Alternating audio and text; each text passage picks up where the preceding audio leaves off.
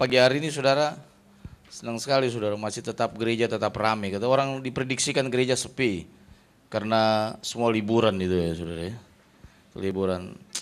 Saya rasa pagi hari ini kita mau belajar tentang kunci keberhasilan Daniel, itu dia saudara. Mari kita buka Alkitab kita langsung saudara. Kita baca Daniel 11 ayat 31 sampai 32. Daniel 11 ayat 31 sampai 32. Saya berharap saudara dapat dulu baru katakan amin. Karena kita sering sekali di gereja belum dapat tapi amin itu aja. Padahal masih korek-korek Bible itu aja. Oke, udah dapat saudara?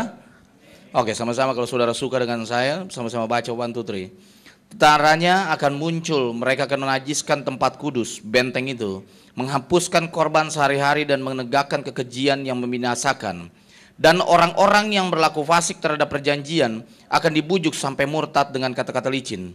1, 2, 3. Tetapi umat yang mengenal Allahnya akan tetap kuat dan akan bertindak. Amin. Ayat ini menentukan sekali kunci keberhasilan Daniel. Karena kenapa saudara? Dalam pelayanan saya mau kasih tahu saudara, dalam kehidupan dan dalam pelayanan adalah ada hati yang murni. Karena Daniel adalah seorang yang berhasil dalam hidupnya saudara. Tetapi umat yang saudara baca ayat itu adalah umat yang mengenal Allahnya akan tetap kuat dan bertindak. Hari-hari ini jemaat saudara dan saya hanya hamba Tuhan, anak Tuhan yang kuat, dia akan bertindak. Amin.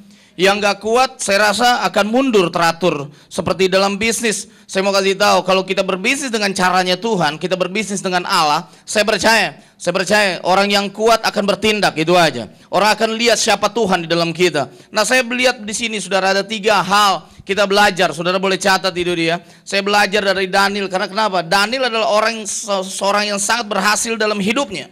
Karena kenapa saudara, walaupun dia adalah seorang buangan yang hidup negara asing, dia bisa memimpin 4 kerajaan, itu aja. Nah, saya mau kasih tahu buat saudara, yang pertama, langsung aja saudara. Yang pertama, trademark, ciri-ciri daripada kunci keberhasilan Daniel adalah man of integrity, itu dia. Orang yang punya integritas, itu dia. Maksud saya begini, dalam hidupnya, Daniel adalah seorang yang mempunyai prinsip yang kuat dan tidak kompromi dengan dosa.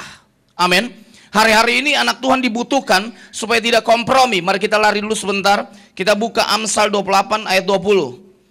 Daniel adalah orang yang mempunyai prinsip yang kuat, tidak kompromi saudara terhadap dosa. Itu dia saudara. Amsal 28, udah dapat saudara ayat 20. Amsal 28 ayat 20. Alkitab katakan, orang yang dapat dipercaya mendapat banyak berkat, tetapi orang yang ingin cepat menjadi kaya tidak akan luput dari hukuman. Amin saudara. Bahasa Inggrisnya bahasa Inggris sehari-hari lebih bagus saudara Alkitab. Dia bilang begini, orang yang jujur akan banyak diberkati. Bukan yang dapat dipercaya, tapi bahasa Indonesia dimulus-muluskan atau dibagus-bagusi kata-katanya. Nah, saya mau kasih tahu buat saudara, man of integrity. Daniel punya integritas, itu aja. Nah, orang yang punya integrity adalah orang yang dapat dipercaya. Tapi Alkitab bilang lebih bagusnya adalah orang yang jujur dapat dipercaya. Amin. Karena kejujuran penting sekali. Daniel sangat jujur saudara. Nah, saya melihat dari sisi Daniel karena kenapa? Kunci keberhasilan Daniel adalah punya integriti. Saya percaya integritas anak Tuhan dilihat lewat pekerjaannya. Yang kedua dilihat lewat mulutnya. Itu dia. Pekerjaan sehari-hari adalah integritas anak Tuhan. Waktu pekerjaannya bagus, mulutnya bisa dipercaya, saya percaya kejujuran muncul. Amin. Hari-hari ini kita kalah dengan itu. Saya mau kasih tahu buat yang bisnis, saya mau kasih tahu. Berperanglah di medan pertempuran bisnis. Karena kenapa? Hari-hari ini kita percaya, berani berkata ya dan tidak di kotak bisnis, itu aja. Karena hari-hari ini kita kalah dalam hal itu. Hari-hari ini kita gagal karena kenapa? Kita tidak jujur, itu aja. Hari-hari ini kuncinya yang pertama adalah kejujuran. Daniel punya integritas kejujuran dia. Nah, saudara bisa lari sedikit. Saudara lihat di sini supaya saudara kita sama-sama belajar. Daniel 1 ayat 8, itu aja. Daniel 1 ayat 8. Nah, saya percaya seorang Daniel yang penuh integritas, saya percaya bahwa dia adalah orang yang dapat dipercaya. Itu Daniel 1 ayat 8, saudara lihat di sini. Daniel 1 ayat 8. Daniel berketetapan untuk tidak apa saudara? Menajiskan dirinya dengan santapan raja dan dengan anggur yang biasa diminum raja. Dimintanya kepada pemimpin pegawai istana itu supaya ia tidak usah menajiskan dirinya. Ia menolak menyembah patung Raja Nebukadnezar. Itu dia. Saya mau kasih tahu. Daniel nggak kompromi saudara. Waktu makanan raja dikasih kepada dia, dia tidak kompromi. Itu dia, hari-hari ini anak Tuhan kalau bisa dipercaya tidak kompromi. Iya, karena kenapa? Integritas anak Tuhan dilihat dari yang pertama, pekerjaannya. Waktu saudara bekerja, saudara pelayanan, maksud saya begini, waktu saya berkhotbah di atas mimbar dan di bawah harus sama, itu aja. Satu kali saya pergi minum di Starbucks, saya angkat kaki saudara. Habis itu istri saya bilang begini, kalau kamu angkat kaki dan kamu diundang khotbah, kamu harus angkat kaki dong di gereja. Istri saya bilang gawat banget, saya bilang begitu, maksudnya apa? Iya, maksudnya begini, bagus bukan karena di mimbar, di luar mimbar dong. Wow, saya rasa istri-istri mesti begitu. Kalau suaminya agak nggak beres, istri yang tegur gitu aja, ya toh. Jadi saya mau kasih tahu buat saudara, saya ingat di situ katanya, saya bilang, oh iya ya, integritas kamu dilihat bukan karena kamu hebatnya di mimbar, kamu di luar mimbar. Jadi kalau kamu angkat kaki, kamu punya anak kamu angkat kaki juga. Jadi kalau mau hebat, begini kata dia, waktu kamu diundang, kamu juga harus angkat kaki. Saya bilang maksudnya apa sih istri saya bilang gini, maksudnya apa? Saya tanya ulang, maksudnya apa? Maksudnya harus sama, di mimbar, di bawah mimbar kamu harus punya integriti. Nah itu dia, kita kadang-kadang begini saudara, kita pintar di gereja, tapi di keluarga bodoh. Itu dia, kita pintar di gereja, tapi kantor bodoh. Itu dia, kadang-kadang di kantor menipu, di rumah ribut terus, tapi di gereja pintar, haleluya, tangan sampai terangkat, itu dia. Saudara kayaknya yang tertawa mengaku deh itu. Nah jadi maksud saya begini, integritas Daniel dilihat karena dia tidak kompromi. Orang yang dapat dipercaya, orang yang banyak berkat, itu aja. Kuncinya saya percaya begini, saudara dan saya bisa dipercaya hari ini, tapi belum tentu jujur. Oh iya dong, pendeta saya mau kasih tahu cuma gelar. Tapi maksud saudara juga jemaat sebagai apa? Sebagai jemaat yang datang. Tapi kalau pendeta dan jemaat gak jujur sama. Kuncinya apa? Saudara masih ingat? Pak Niko bilang waktu berkumpul di Sentul, kuncinya adalah karakter, gitu.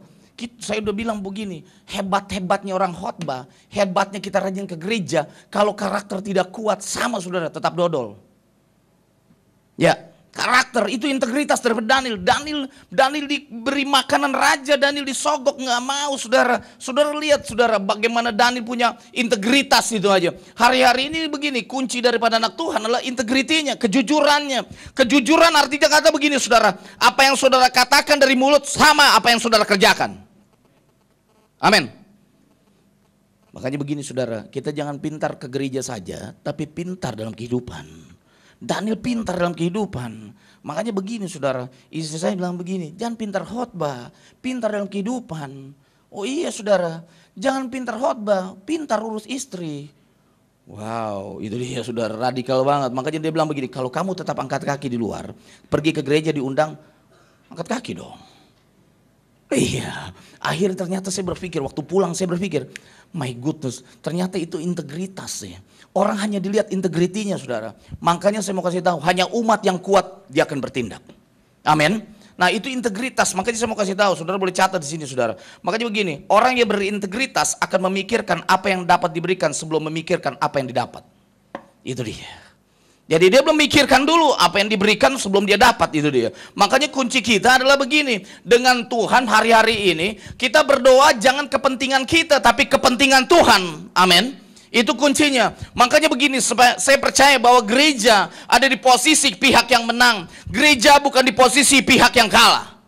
Berperanglah dengan posisi peta kerajaan ke surga, bukan peta kerajaan kegelapan. Kalau kita berperang dengan peta kerajaan surga, kita di posisi yang menang. Makanya orang yang punya integritas kelihatan dari cara mulutnya. Karena kenapa? Apa yang dikerjakan dari mulut, apa yang dikerjakan dari luar akan kelihatan, itu dia. Karena saya percaya inner beauty tidak pernah datang dari luar, tapi dari dalam.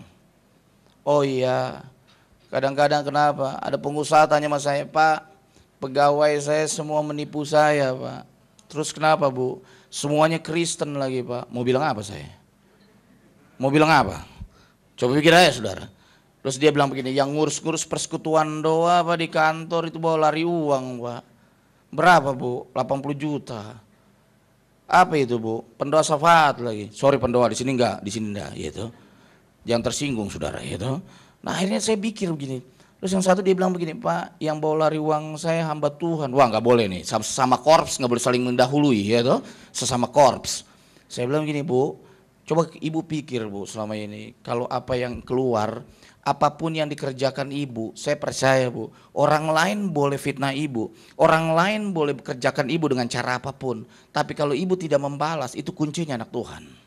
Saya bilang begitu. Karena kenapa? Saya nggak bisa ngomong, saya harus berhikmat. Karena kenapa? Hari-hari ini semua bilang, ada perusahaan yang bilang begini, Pak, saya bingung Pak, kenapa? Kok anak-anak yang mengakunya anak rohani semua kerjanya malas? Amin saudara. Sebenarnya orang Kristen dikenal kebaikannya. Amin. Saudara ingat ada pelacur yang di Aceh? Udah lihat di YouTube, di internet? Saudara lihat integritas kita gagal. Karena kenapa? Saya lihat internet itu, bayangkan, itu pelacur Kristen. Jadi diinjak sampai mati saudara. Dan dia ketahuan bagaimana dia melacur waktu bulan puasa. Diinjak saudara, diinjak sampai mati saudara, perempuan ditelanjangi. Coba saudara lihat di YouTube gitu aja. Saya bukan expose ini, saya percaya kebenaran harus diekspos, bukan negatif diekspos, itu aja ya toh. Makanya saya mau kasih tahu, orang yang gak jujur hari-hari ini topengnya akan terbuka, karena yang mengarang buka topengnya sudah ada dalam penjara. Bukalah topengmu, buka topengmu, itu di penjara, itu aja, gitu. Nah itu kita nggak ada urusan dengan dia, gitu. Nah kita begitu, kita paling cepat yang negatif, tau nggak? Sebenarnya gereja Tuhan mustinya bukan yang negatif, tapi kebenaran harus diekspos. Kita begitu gereja, siapa yang salah, siapa yang jatuh, siapa yang negatif, semua terekspos. Amin. Sudah ngelihatnya tampang-tampangnya sudah nggak suka dilihat saya khotbah, gitu. Pagi hari ini, tapi nggak apa-apa, gembalanya suka sih, jadi saya datang itu aja. Saya mau kasih tahu buat saudara, integritas kita dilihat lewat mulut kita. Orang yang dapat dipercaya, saya percaya akan dapat banyak berkat. Itu kuncinya. Yang kedua, poin yang kedua, saya percaya bahwa karakter Kristus, saya mau kasih tahu, adalah bobot rohani dalam kehidupan kita. Amin. Yang kedua, man of prayer, orang yang suka berdoa. Mari kita buka Daniel 6 ayat 11. Ayat ini menentukan buat kita saudara tahun 2010. Karena Daniel sangat peka terhadap suara Tuhan saudara. Sampai-sampai dia bisa menceritakan mimpinya raja loh saudara. Itu saya suka banget Daniel, karena kenapa? Mimpinya raja aja dia bisa tahu. Daniel 6 ayat 11. Udah dapat saudara? Oke, sama-sama baca, 1, 2, 3. Demi didengar Daniel bahwa surat perintah itu telah dibuat, pergilah ia ke rumahnya. Dalam kamar atasnya ada tingkap-tingkap yang terbuka ke arah Yerusalem. 3 kali sehari ia berlutut berdoa serta memuji Allahnya seperti yang biasa dilakukan. Kata biasa yang dilakukan adalah gaya hidup, itu aja. Nah Daniel adalah orang yang sangat peka terhadap suara Tuhan. Kepekaan Daniel terhadap suara Tuhan adalah dikarenakan dia sering berdoa. Nah hari-hari ini anak Tuhan harus peka. Karena kenapa? Di dalam dunia bisnis, di dalam dunia dagang, supaya saudara tidak tertipu dengan iblis, itu aja. Karena ini dia kuncinya. Bagian yang kedua adalah begini, tujuan kekristenan bukan hanya masalah berkat, yang Tuhan perhatikan adalah karakter. Sedangkan berkat adalah bonus, itu dia. Tujuan kekristenan bukan berkat saudara. Tujuan kekristenan adalah sama serupa dengan Kristus, itu aja. Makanya kunci kita adalah begini. Kita suka berdoa, tapi kita salah berdoa, menginginkan sesuatu. Hari-hari ini berdoalah bukan untuk kepentingan kita, tapi untuk kepentingan Tuhan. Amin saudara. Oh iya, hari-hari ini kita berdoa, Tuhan tolong Tuhan, gak salah. Tuhan berkati kita, gak salah saudara. Oke lah berdoa berkat, tapi kita kadang-kadang berdoa yang salah. Karena kenapa? Tuhan mau kepekaan. Saya mau kasih tahu buat saudara. Oh ya, kepekaan. Saudara tahu, waktu 6 bulan atau 7 bulan lalu kali, saya udah jarang khotbah di Rain 1C. Saya disentil oleh, saya rasa bukan Tuhan punya kerja itu, karena Tuhan gak pernah kasih penyakit. Jadi saya jalan diseret saudara, hampir setengah stroke. Dan Tuhan izinkan saya, dia bilang begini, lebih banyaklah merenung. Tahun ini, saya percaya jemaat di tempat ini lebih banyak merenung. Merenung jangan merenung gak punya beras gitu aja. Jangan merenung gak punya pacar gitu, jangan merenung bagaimana begini. Enggak, merenung begini. Saudara tangkap bahwa saudara melihat gambaran besar di dalam saudara. Karena kenapa? Bahwa lihat Tuhan punya gambar besar, itu aja. Saudara merenung apa yang mau dibuat tahun ini. Dan season saudara apa? Itu dia. Karena saya percaya setiap season Tuhan punya tujuan. Setiap pergantian musim Tuhan punya tujuan. Punya tujuan yang jelas, itu aja. Makanya begini, Daniel sangat peka. Hari-hari ini anak Tuhan, businessman juga harus peka. Karena kenapa? Kita nggak tahu di mana musuh, yang mana lawan, yang mana teman, itu aja. Karena kenapa? Hari-hari ini dibutuhkan anak-anak Tuhan seperti Daniel yang peka. Di mana tempatnya? Oh iya, hari-hari ini itu dia. Waktu saya setengah stroke begitu, Tuhan izinkan saya. Tuh dia bilang begini, lebih banyak merenung. Saya merenung, saudara. Saya sangat percaya, saudara. Oh iya, saya udah saksikan itu, kesaksian itu waktu saya khotbah di tempat ini di atas itu dia. Saudara tahu, satu keluarga kami diserang. Yang pertama diserang bukan serang orang, saudara. Ini kerajaan kegelapan menyerang.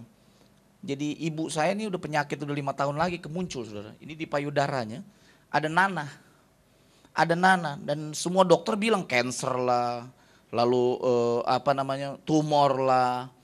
Nah saya bilang begini, ada satu dokter bilang begini, ini ibu you dapat tumor ganas. Oh saya bilang sama dokter itu, bilang dok sama penyakit itu dok, bahwa ini boleh dokter bilang tumor ganas, tapi Tuhan saya akan lebih ganas menyembuhkan. Itu dokter bingung ini, kenapa dok? Ini tumor ganas, iya saya katakan nanti Tuhan saya akan lebih ganas menyembuhkan dia.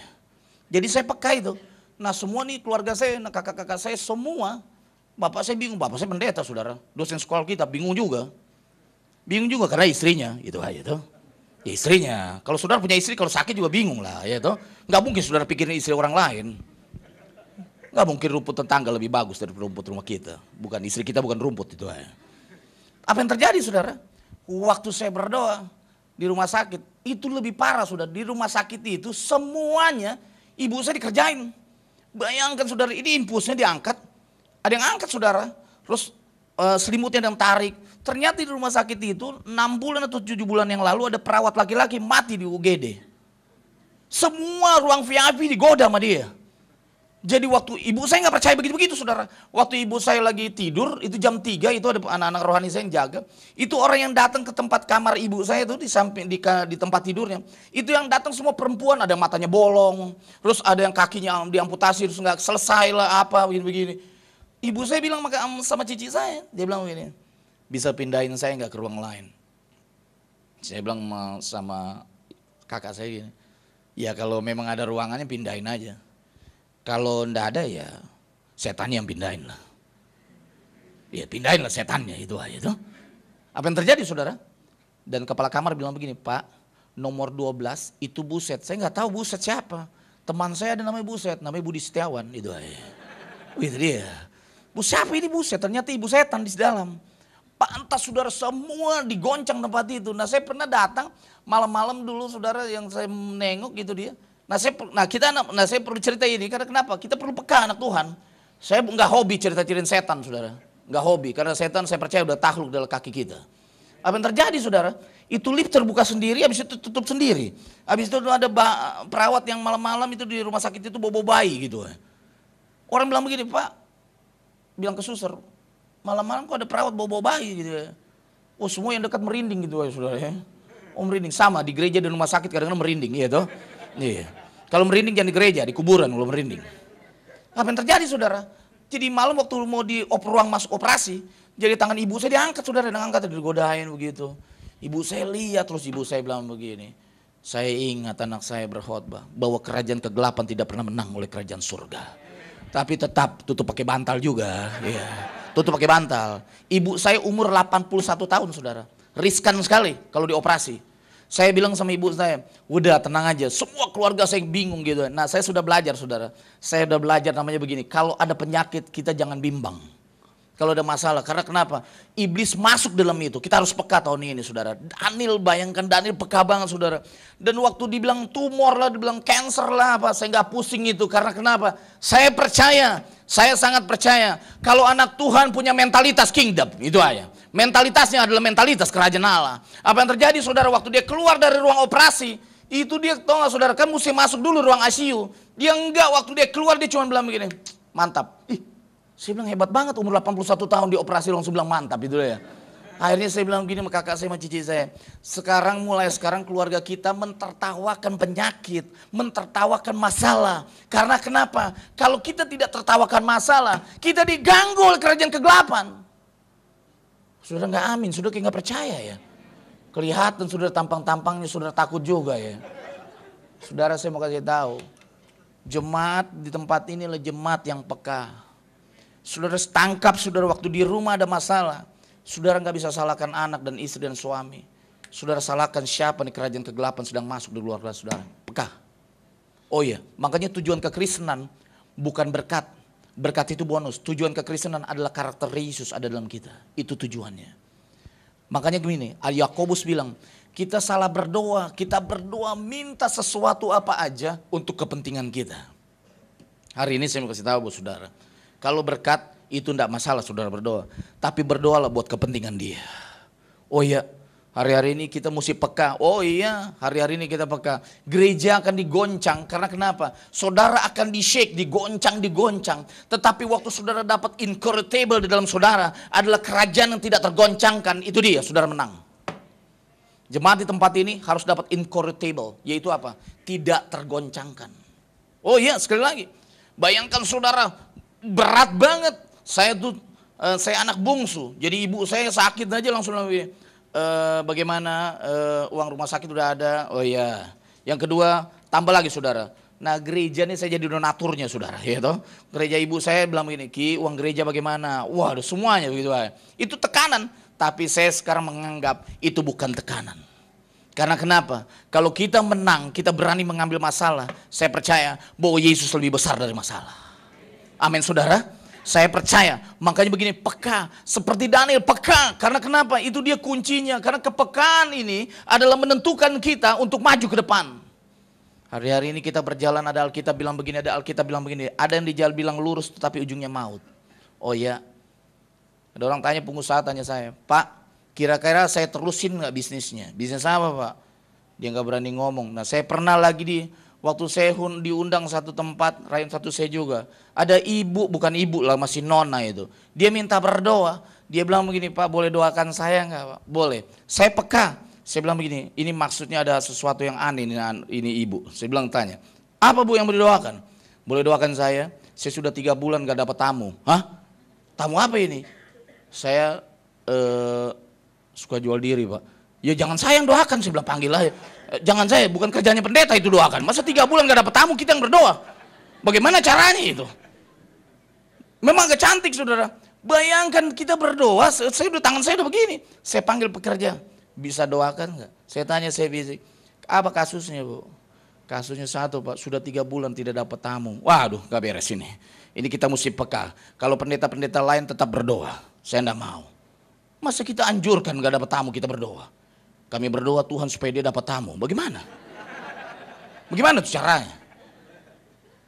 Dan saya khotbah di Businessman, semua ibu-ibu berhutang. Dia bilang begini, Pak tolong doakan dong Pak.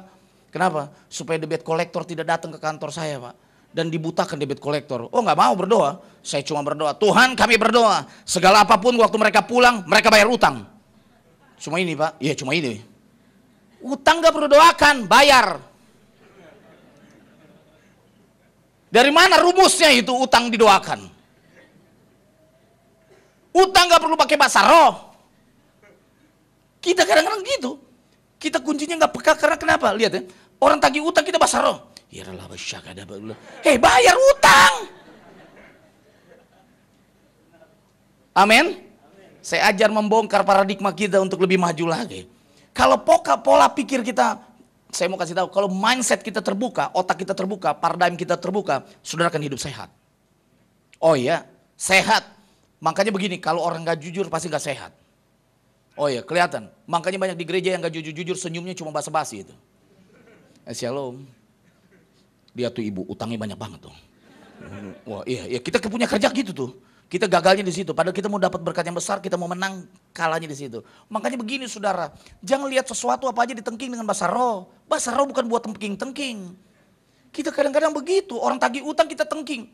Hinaralah bahasa kata adalah, hei bayar utang. Salah ya saudara. Baca Alkitab lagi. Kita harus bayar juga kaisar pajak. Ya toh? Nah, bayar utang. Ada satu kantor, Pak, kayaknya kalau saya nggak bayar pajak salah nak? Salah. Dia tanya begini waktu di seminar, Pak, saya peka nih pertanyaan-pertanyaan klasik. Saya mau tanya Pak, kalau saya bisa enggak Pak, kalau anak Tuhan pembukuan bisa digandakan enggak? Saya bilang begini, menurut kamu damai sejahtera, kamu kerjakan. Kalau kamu tidak damai, jangan kerjakan. Oh iya, hari-hari ini anak Tuhan harus diajar decision, berani mengambil keputusan. Nggak harus diajar boleh atau tidak. Itu dia. Oh ya, kalau kita boleh atau tidak, kita berpikir selalu begini, ini boleh, boleh tidak. Enggak, kita harus berpikir begini, mengambil keputusan. Daniel berani mengambil keputusan, dia tidak menajiskan makanan raja yang dia makan, itu dia. Kita harus berani mengambil keputusan mana yang baik, mana yang benar, mana yang boleh dan tidak. Itu aja kuncinya. Itu kuncinya, itu integrity. Karena kenapa? Kita kadang-kadang tidak bisa membedakan mana yang boleh dan tidak. Oh iya, makanya saya mau kasih tahu, nggak perlu tengking utang, nggak perlu tengking penyakit, tapi saya percaya lewat Roh Kudus di dalam kita, ada kuasa kita akan disembuhkan, dipulihkan. Itu kuncinya. Makanya peka, saudara. Oh iya, sekali lagi harus peka. Saya waktu lihat di rumah sakit begitu, saya langsung bilang begini sama kakak saya, ini ada nggak beres di dalam. Saya bilang ada ndak beres itu. Saya bukan seorang pendoa syafaat, saudara. Saya berdoa sejam 2 jam lah cukup ya gitu. Kalau 8 jam saya terlalu sakit pantat saya itu ya. Enggak. Kayak nggak ada yang dikerjain aja lagi gitu. Iya, kadang-kadang orang berdoa 15 jam terus keluar kayak orang nggak injek tanah itu aja. Iya, saya pernah bawa pendoa syafaat dari luar kota, saya masukin ke Plaza Senayan, dia bingung, apa ini? Ini mall bukan gereja. Amin, saudara. Kita mesti tangkap lagi sesuatu. Yesus no religi, Yesus rohani. Amin. Saudara harus rohani. Kalau saudara nggak rohani, saudara nggak peka. Jangan mau dibohong-bohongin iblis. Makanya begini saudara, kalau usaha saudara macet, jangan salahkan iblis. Jangan salahkan Tuhan. Oh ya, kalau pelayanan saudara, keluarga saudara goncang, jangan salahkan iblis, salahkan saudara. Oh ya, sekali lagi. Saya sakit pinggang nih tadi kesini saudara, saya nggak salahkan siapa-siapa, salahkan saya. Siapa suruh nggak banyak minum? Kita apa aja salahkan setan, setan sampai bilang apa-apa saya, nggak fair banget sih. Iya, terpleset sedikit setan, iya, kejedot sedikit setan, iya. Saya pernah diundang gereja besar, itu ibu lihat kaca itu kan mesti terbuka saudara. Dia main jalan aja kejot, duk, darah Yesus gitu. Saya ketawa di belakang, dia bilang begini, Pak jangan lewat sini banyak setan. Saya bilang begini, jangan ibu lagi yang setan, siapa suruh? Kaca diinjak dulu karpetnya bu, baru terbuka. Jangan main nyelonong, waktu kejedot dia tengking, dalam nama Yesus. Saya malu sendiri saudara. Oh iya, saya Hotbus 9 City itu, kejedot bang, saya bilang, oh iya. Teori kemakmuran lama. Teori lama begitu. Sebentar-bentar tengking, sebentar-bentar tengking. Oh iya, saudara pikir saudara tengking-tengking begitu. Makanya begini saudara, jangan banyak tengking setan, tengking diri sendiri. Sampai lupa tengking sendiri. Ya Pak ya. Lupa kita tengking dosa orang sampai lupa tengking dosa sendiri. Amin saudara. Saya percaya jemaat pagi hari ini ada yang dibukakan itu aja. Supaya kita makin hari makin peka. Karena kenapa? Kita nggak peka-peka sampai dibodohi terus sama iblis. Gereja Tuhan adalah gereja yang menang. Amin saudara. Yang ketiga, mari kita baca saudara. Kita lihat poin yang ketiga adalah ini dia saudara. Man of faith, itu dia. Saya percaya orang yang mempunyai iman. Dalam hidupnya telah terbukti saudara bahwa Daniel adalah seorang yang mempunyai iman yang luar biasa. Dahsyat banget. Iman yang luar biasa. Mari kita lihat saudara di sini. Daniel 1 ayat 15. Saya lihat di sini saudara adalah salah satu contohnya adalah pada dia menolak makanan minuman, dia beriman percaya bahwa hanya dengan makan sayur dan minum air saja dia menjadi hebat. Itu dia, udah dapat saudara? Daniel 1 ayat 15. Setelah lewat 10 hari ternyata perawakan mereka lebih baik dan mereka kelihatan lebih gemuk daripada semua orang muda yang telah makan dari santapan raja. Amin saudara. Nah lihat di sini saudara. Nah secara jasmani mungkin orang udah mati saudara. Nah di sini saya lihat walaupun secara ilmiah hal ini tidak mungkin saudara. Karena iman Daniel adalah iman yang penuh dengan mujizat itu aja. Nah man of faith, orang yang suka punya iman. Yang kedua orang yang suka berdoa. Nah saya percaya kalau kita punya iman, saya percaya. Nah ada orang yang begini. Waktu ada kesusahan baru dia beriman. Seperti iman ditaruh di dalam bagasi mobil begitu aja. Seperti ban serep. Iya toh. Jadi waktu bannya bocor baru diganti. Sebenarnya enggak. Iman tetap ditaruh. Itu dia. Makanya begini waktu Daniel berjalan dengan iman. Dia tidak dinajiskan dengan makanan. Hari-hari ini saya mau kasih tahu. Iman itu penting. Mungkin saudara pikir iman itu main-main itu aja. Saya juga saudara sedang di hal begitu kayak kemarin saudara. Waktu saya tidak bisa jalan, istri saya bikin kayak KKR tahun 80 saudara. Dia tendang kaki saya, bang jalan. Saya bilang, hei saya imam loh, gak ada cerita imam-imam. Jalan. Karena saya udah gak kuat saudara. Akhirnya kenapa saudara? Saya seret-seret jalan saudara. Istri saya cuma bilang begini, hei pengkhotbah Ricky Semen, jangan cuma bisa khotbah di mimbar, mainkan imanmu. Istri-istri kalau laki-laki kurang beriman, tendang aja kakinya. Kalau dia tidak mau jalan. Oh iya saudara, bayangkan saudara, ini udah setengah, waduh saya sedang tiba-tiba gak jalan. Nah itu dia. Pendeta yang paling hal pertama dipikirkan adalah jadwalnya tuh. Jadwal saya setahun ketat banget saudara, sampai 2012. Orang udah banyak ngamuk saudara, saya cancel. Jadi saya bilang begini, kalau nggak mungkin saya berkhotbah kaki saya harus diseret. Istri saya bikin KKR kayak Senayan saudara tahun 80. Waktu dia injak kaki saya dia tendang, bang jalan. Saya bilang, hei kamu istri saya belajar menghargai suami ya. Nggak ada imam-imam jalan, bang. Saya bilang dahsyat banget ya itu ya. Kalau suaminya nggak sakit jangan ditendang saudara. Jangan ya Pak ya itu dia, nanti salah sangka lagi. Karena ini direkam, disangka lagi ini Ricky Semen ajar-ajar itu. Saya mau kasih tahu bos saudara, belajar iman, mainkan iman saudara. Kita kadang-kadang kalah dengan hal itu. Hal itu paling penting iman, karena kenapa saudara? Kita hari-hari ini anak Tuhan sedang diuji saudara. Saudara tahu bahwa tadi malam puji Tuhan, teman-teman saya berdoa, semua kita berdoa. Mungkin saudara di sini pendoa-pendoa berdoa, yang masalah Al-Quran mau dibakar. Kalau tidak Indonesia akan di-screening oleh mereka semua. Kita akan di-screening saudara. Oh iya, di-screening di jalan. You Christian? No. Apa kita kompromi? Waktu kita tanya, you Christian? Masa kita mau bilang, I'm Muslim. Ada orang bilang begitu, teman saya paling kurang ngajar saudara. Waktu di-screening di Afghanistan dia bilang begini, you Christian? No. Katanya, Islam Protestan. Bagaimana Islam Protestan? Pintar banget, jago banget dia. Saya bilang begini, memang orang misi memang jago-jago itu berhikmat. Dia bilang daripada dipenggal Rick begitu. Kamu bilang apa? Ya udah, bilang aja Islam Protestan. Saya bilang gawat men. Kita nggak akan mungkin begitu saudara. Ya toh, nggak mungkin kita bilang gitu. Ya toh, nggak mungkin kita bilang Islam Katolik gitu aja. Makanya saya mau kasih tahu, iman penting saudara hari-hari ini. Di dalam keluarga kalau ada iman, saya percaya hari-hari ini kalau kita beriman benar sungguh-sungguh, kita nggak taruh seperti ban serep. Kita percaya bahwa iman itu penting. Saya percaya iman adalah dasar dan bukti. Buktikan anak Tuhan bahwa hari ini saya mempercayai selalu apapun yang dikerjakan Tuhan selalu buat kita tidak pernah gagal. Tidak pernah bikin kegagalan. Makanya saya heran kalau Tuhan ada yang bilang begini, kalau kita yang jadi Tuhan karena kita arogan. Tapi dengan arogannya kita, Tuhan tetap baik. Oh, kita arogan, kita minta apa aja. Kita paksa Tuhan, kita klaim janjinya. Kita bilang, ya Tuhan kami klaim janjinya. Tuhan gak perlu diklaim, dia bukan Manulife, itu aja. Dia bukan Prudensial, itu aja. Gak perlu klaim-klaim, itu aja. Makanya kemarin saya khotbah di Prudensial, saya bilang begini, jangan klaim-klaim Tuhan. Oh ya, sekali lagi, makanya begini, bisnis di dunia cari untung, itu wajar. Tapi bisnis kerajaan Allah berkorban dan cari murid. Amin saudara. Oh ya, bisnis, saya sering bilang di medan bisnis, saya bilang buat marketplace bahwa begini, semua orang yang bisnis harus beriman, karena kenapa? Bisnis di dalam bumi harus untung. Anak Tuhan harus kaya, tidak boleh miskin, supaya bisa memberkati pekerjaan Tuhan. Amin saudara. Penting itu, enggak ada orang yang ajar begini, semakin miskin semakin rohani. Siapa yang bilang itu? Teori mana yang ngajar? Ada yang bilang semakin miskin Pak, semakin rohani. Biar aja Pak di bumi saya nggak punya rumah, biar di surga punya rumah. Saya tanya, masuk surga enggak? Mau punya rumah lagi surga. Makanya kuncinya satu saudara, inti permasalahan kita satu. Kita taruh iman seperti ban serep.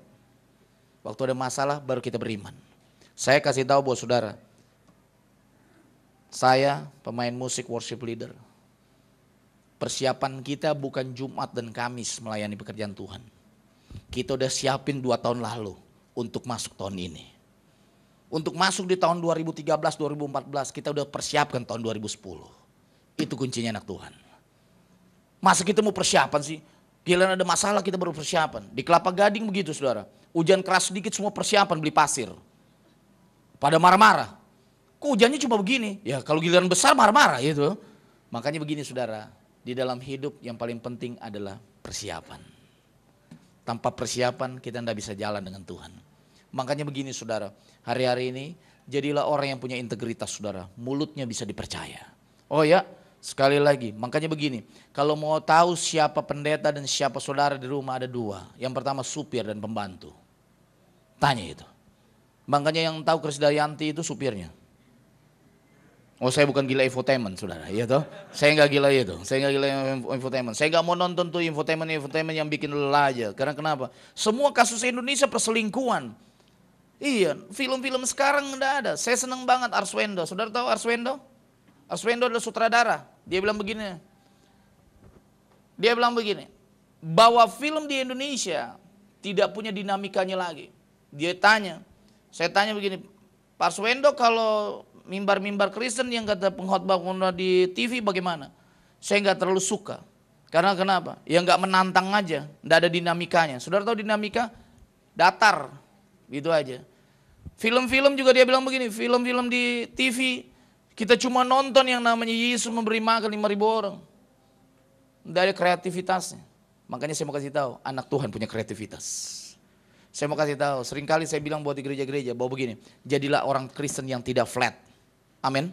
Tidak datar itu dia. Mungkin saudara berkata, pendeta cuma bisa ngomong di atas mimbar. Saudara, saya sudah diserang dan hal apapun saudara.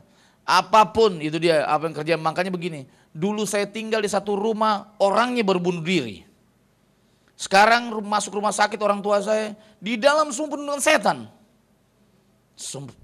Satu pendoa datang malam, menengking, dalam tengking terus tengking. Saya bilang, kunci yang beriman adalah orang yang sakit. Kita boleh pulang, tapi orang yang sakit kesian. Karena dia yang berhadapan dengan dia. Oh my goodness, setiap hari saudara berhadapan. Makanya begini saudara, kejujuran penting. Tuhan lagi lihat, saya mau kasih tahu, Tuhan lagi cari anak-anak Tuhan yang tidak butuh reputasi dan nama. Tapi dia butuh kemuliaan Allah. Itu kuncinya. Udah gak ada waktu reputasi dan nama. Oh ya, sekali lagi, reputasi akan hilang, nama akan hilang. Tapi nama Yesus gak pernah hilang. Saya mau kasih tahu hari ini, pagi hari ini. Kita keluar dari tempat ini pegang.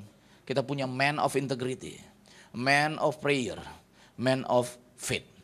Kita belajar dari situ. Waktu kita suka berdoa hari-hari ini, saya mau kasih tahu buat saudara. Ini dia yang harus dianggap, jangan dianggap enteng buat keluarga-keluarga.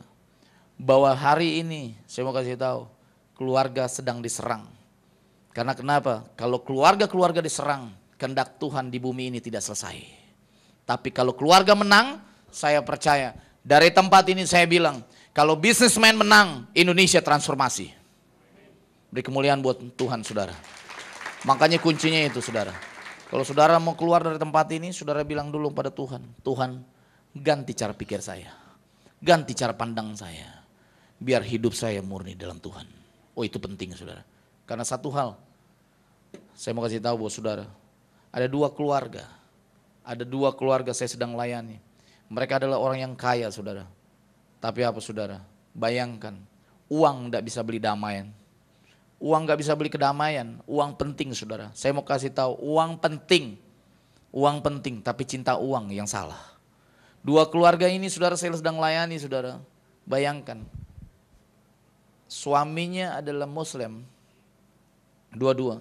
Dan sekarang suaminya, dia bilang begini, suaminya Muslim dan terima Yesus. Nah istrinya yang mengajarkan beriman.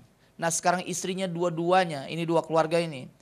Suami istri ini, istrinya menikah diberkati lagi oleh pendeta. Yang berkati saya kenal lagi, aduh. Saya bilang wow, saudara bayangkan dua saya sedang layani. Dan suami itu bilang kepada saya, nah sekarang dia tukar lagi agamanya. Dia bilang ini Pak, saya mungkin gak bisa beriman dengan cara Bapak Pak. Kenapa? Saya mungkin punya iman yang lain. Kenapa? Karena istri saya sudah menikah dengan orang lain. Istrinya digondol oleh lawyernya. Dua bayangkan saudara, yang satu punya mall di Jakarta Selatan, itu dia. Yang satu punya pabrik besar. Saya sering layani bisnismen. Apa yang terjadi saudara? Nah itu dia. Saya mau kasih tahu. Kalau hubungan suami istri, saya mau kasih tahu, tidak dalam rumah tangga ada tiga hal. Tidak punya integritas, tidak pernah berdoa, tidak punya iman. Saya rasa itu digoncang oleh kerajaan kegelapan. Saudara mau berdoa? Saudara mau punya iman? Yang paling terpenting saudara harus punya integritas. Karena integritas penting. Makanya saya mau kasih tahu, hari-hari ini suami harus banyak lebih jujur sama istri. Karena istri pintar cium berapa radius kilometer loh. Oh iya, jangan main-main dengan istri. Coba bilang dulu suami-suami bahwa istri adalah paling terbaik, bilang kanan kiri. Engkau adalah istri yang paling terbaik. Oh iya. Oh iya, sekali lagi, karena kenapa? Istri itu pinter banget loh. Bayangkan istri, saudara jangan lihat kalau istrinya digondol orang, saudara yang begitu. Karena hari-hari ini begini saudara, integritas kita dibutuhkan. Karena kejujuran itu penting. Sekali lagi, saya layangin foto model semuanya 5 no virgin. Sekarang gak jujur kepada orang tuanya bingung. 5 no virgin. Bayangkan saudara, hari ini berat banget pelayanan saya. Karena kenapa saudara? Semua dapat yang begitu, saya senang sekali tuh kayak worship leader, singers, main musik, itu suka saya. Ini dapatnya UGD, unit gawat darurat. Unit gawat darurat ke dokter 24 jam. Malam dia bilangin, Pak boleh layani kami Pak. Iya kenapa? Suami istri lagi mau berantem. Bayangkan saudara berantem terus kerjanya ketemu. Nggak ada yang enak-enak. Nah kalau lagi ribut begitu saya enggak pernah. Makanya begini saudara, iman dimainkan. Jangan cuma begini saudara, duduk sama orang basaro. Iya, kayak teman saya pendeta dari luar kota, duduk di mall dia basaro, orang di depannya kabur saudara. Iya duduk langsung. Saya bilang gini, Om biasa aja Om. Ini mau Kelapa Gading Om, jadi nggak perlu tengking-tengking. Ini Pantai Kosta sekali saudara. GPPS, gereja perempuan-perempuan sekali itu ya. Enggak, gereja Pantai Kosta, itu dia. Itu dia saudara. Apa yang terjadi saudara? Saya bilang iman dimainkan. Kalau iman bisa dimainkan adalah iman adalah bukti dan dasar. Dasar saudara adalah iman. Iya. Hari-hari ini kenapa? Bisnismen selalu bilang ini, Tuhan beri kekayaan saya, buka jalan apa ya? Boleh. Tapi saya mau kasih tahu, doa-doa yang begitu doa entertain. Saudara tahu doa yang entertain? Doanya begini, Tuhan tolong kami Tuhan. Tuhan berkati kami. Enggak gitu dong. Saya mau, doanya anak Tuhan harus diganti. Tuhan, kepentingan Tuhan kami akan berdoa. Itu yang kami ikutkan. Kita kebanyakan doa entertain. Kami berdoa Tuhan, kami minta berkat. Jaga kami Tuhan. Tuhan dibikin satpam, dibikin pembantu semuanya. Dibikin pembantu. Nah, ini teman saya ini di Kelapa Gading. Dia mau keluar negeri, dia bilang begini. Dia berdoa, saya dipanggil lagi. Rick bisa ke rumah gak berdoain. Waktu sampai rumahnya dia berdoa cuma begini. Tuhan kami berdoa, Tuhan tuh jaga-jaga barang-barang yang dalam rumah Tuhan. Dan Tuhan tolong Tuhan jangan sampai dan keluar barang-barang begitu aja. Itu doa entertain. Saya keluar langsung. Iya dong, anak Tuhan berdoanya beda. Tuhan kami berdoa Tuhan, mari kirim aniaya buat kami. Nah itu top. Terus saudara diam. Wah Jumat Pak Yupo tuh hebat-hebat loh. Saudara kenapa diam saudara? Amin saudara. Saudara yang begini-begini gak amin ya? Aduh saudara bagaimana sih? Iya kemarin malam pengutusan juga begitu satu gereja. Siapa yang mau diutus ke Australia? Semua angkat tangan.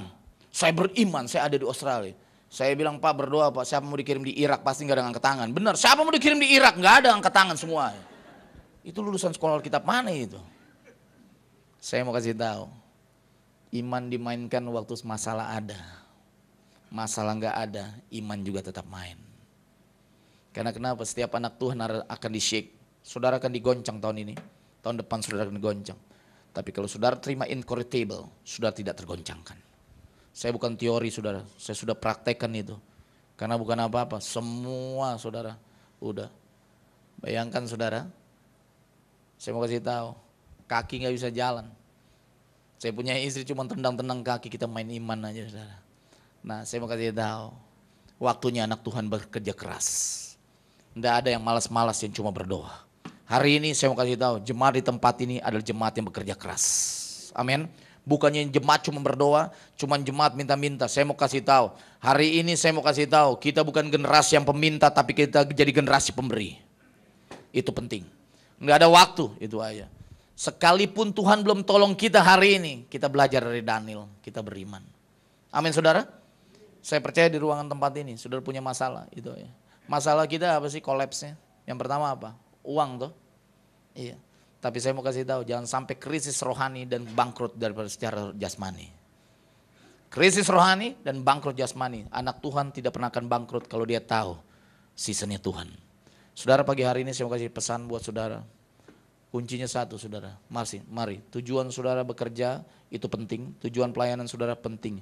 Bekerja penting, sekali lagi, bekerja bukan kutuk. Bagi saudara yang bisnis atau saudara bekerja boleh tunjuk tangan. Siapa yang bekerja di kantor? Siapa yang bisnis? Saudara boleh bilang buat diri saudara, bekerja adalah berkat bukan kutuk. Ya, sekarang jangan ajar begitu. Sekarang kenapa? Kita kadang-kadang begitu diajar. Kemarin teman saya bilang begini, udah Rick, gak penting bekerja, iman aja. Enggak, saya mau kasih tahu. Daniel juga orang buangan, tapi dia bekerja. Hari ini mari saudara bekerja. Keluar dari tempat ini saudara-saudara punya integritas. Yang paling terpenting saya mau kasih tahu buat saudara, setiap keluarga-keluarga, tingkat kejujuran anak Tuhan itu dia yang dibilang orang yang dapat dipercaya akan dapat banyak berkat. Kalau saudara saya mau kasih tahu, kalau saudara dipercaya Tuhan, saudara akan dipercaya oleh manusia. Kejujuran penting. Itu langkah awal. Saudara mau terbuka kepada suami istri, saudara akan terbuka dengan anak, saudara terbuka dengan Tuhan. Selamat datang dalam kerajaan Allah. Tuhan berkati saudara sampai keturunan 7, sampai keturunan 12 dan keturunan beribu-ribu saudara. Mari bangkit berdiri.